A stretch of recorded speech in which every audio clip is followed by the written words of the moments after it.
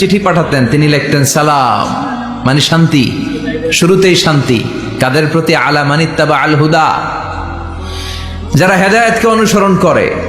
রাজা বাদশাদের কাছে বিশ্বনবী চিঠি পাঠাতেন, শান্তির বাণী পাঠাতেন, তারপর লিখতেন আসলিম তাসলাম, ইসলাম মানো শান্তিতে থাকবা।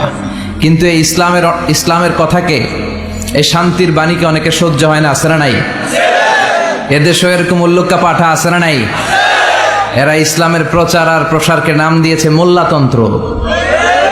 কি নাম দিছে? ইসলামের বিজয় এদের ভাল লাগে না, ইসলামের গণজোয়ার অগ্রযাত্রা এদের ভাল লাগে না। আল্লাহ বলে মুতু বিগাইযিকুম, তোদের রাগ, তোদের ক্রোধ, তোদের আফসোস নিয়ে তোরা মর, ইসলামের তোরা কিচ্ছু করতে পারবি না। চিল্লায় বলেন ঠিক কিনা?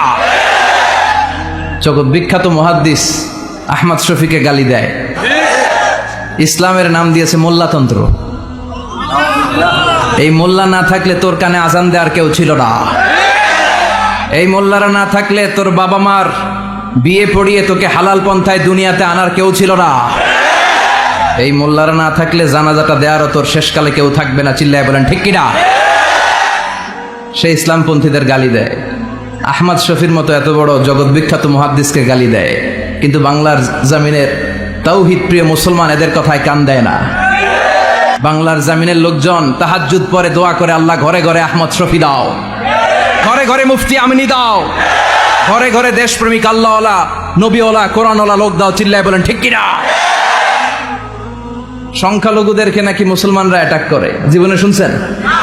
কোন দাড়িওয়ালা টুপিওয়ালা, আলিয়া মাদ্রাসার ছাত্র, কওমি মাদ্রাসার ছাত্র, কোন ইসলামী আন্দোলনের কর্মী, এটা জামাতি বলেন, হেফাজতি বলেন, আহলে হাদিস বলেন, কওমি বলেন, আলিয়া বলেন, মন্দির ভাঙ্গা, মূর্তি ভাঙ্গার সাথে ইসলামের পক্ষের শক্তির কোনো সম্পর্ক নাই। চিল্লায় বলেন ঠিক কিনা?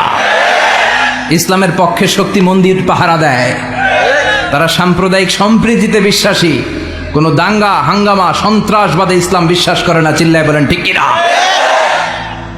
সে কাদিয়ানীদের পক্ষে কথা বলে, বিশ্বনবী যে শেষ নবী এটা ওরা স্বীকার করে না।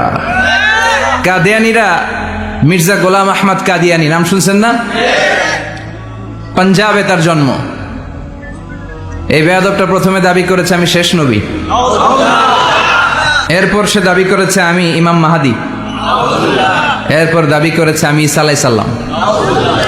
এই বেয়াদবটা পায়খানার ট্যাঙ্কি ভাঙ্গা এরপরে পড়ছে, ওইটার ভিতরে গু খাইয়া মরছে। নবীরা যেখানে মারা যায়, নবীরা পবিত্র, নবীরা যেই জায়গাটায় মরে ওই জায়গাটাও পবিত্র। বিশ্বনবী পবিত্র না? বিশ্বনবী মা আয়েশার ঘরে ইন্তেকাল করলেন, ওই জায়গাটা পবিত্র না?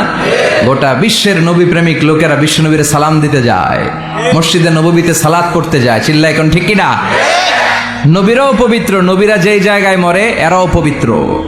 কিন্তু এই মির্জা গোলাম আহমদ কাদিয়ানী, সে বিশ্বনবী যে লাস্ট মেসেঞ্জার এটা সে মানে না, এজন্য ওর মৃত্যু হয়েছে পায়খানার টাঙ্কির ভিতরে। 100 বছরের পচা ময়লা গু খাইতে খাইতে ও দুনিয়া থেকে বিদায় নিয়েছে। মেথর আনা হয়েছে ওকে উঠানোর জন্য, উঠায় ফেলবে, ধরবে, আবার থপাস করে পড়ে।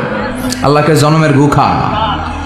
ওই কাদিয়ানীদের পক্ষ নিচ্ছে এই বেয়াদবটা। চিল্লায় এখন ঠিক কিনা?